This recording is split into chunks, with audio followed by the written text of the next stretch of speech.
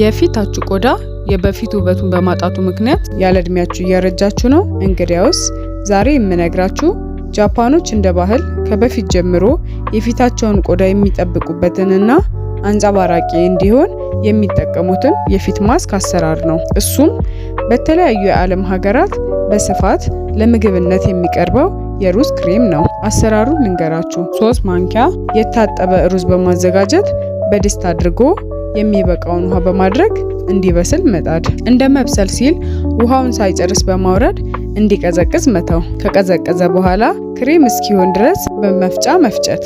ይህ ያዘጋጀነውን የሩዝ ክሬም ግማሽ የሾርባ ማንኪያ በመቀነስ ከ1 የሻይ ማንኪያ ማር ጋር በመቀላቀል በንጹህ ፊት ላይ ውህዱን መቀባት።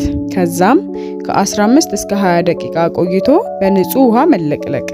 ይህ የፊት ማስክ በሳምንት ከ2 እስከ 3 ቀን ውስጥ ብትጠቀሙት ውጤቱ ፈጣንና ጥሩ ይሆናል።